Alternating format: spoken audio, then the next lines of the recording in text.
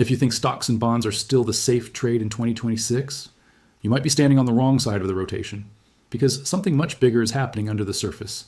While everyone is debating the next stock market high, momentum data is quietly screaming a different message. The leadership is shifting, and it's shifting toward gold, silver, and hard commodities. Let's break this down clearly. First, monetary metals. Gold and silver are not late. In fact, recent pullbacks are being treated by structural momentum models as opportunity, not weakness. The bigger move hasn't even unfolded yet.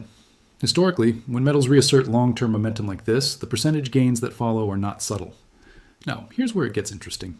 The real torque may not just be in gold and silver themselves, but in the miners. Silver miners, gold miners, broad mining ETFs. These tend to amplify the move. When metals enter a strong bull leg, miners often lead in percentage terms. Higher volatility, yes. Higher upside potential, also yes. Second, the commodity complex overall. Oil, grains, base metals, fertilizer stocks. This entire space is structurally cheap relative to financial assets.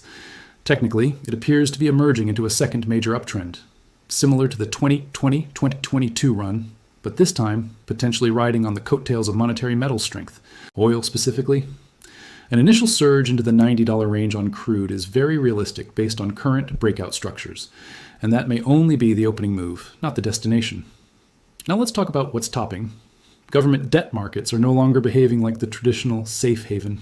Yields are unstable. The risk of downside panic in bonds, meaning yields spike sharply higher, is very real.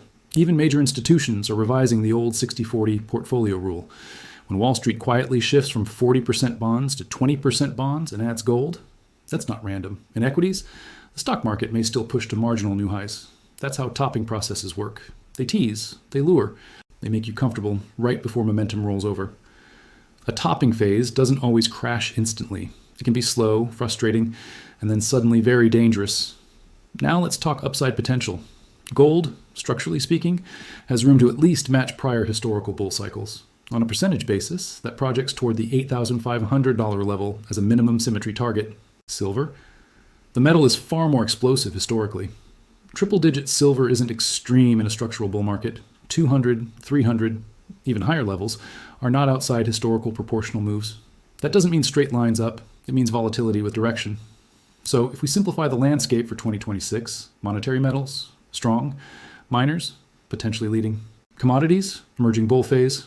Government debt, unstable. Stocks, likely topping, not beginning. Capital rotates. It always does. The question is simple.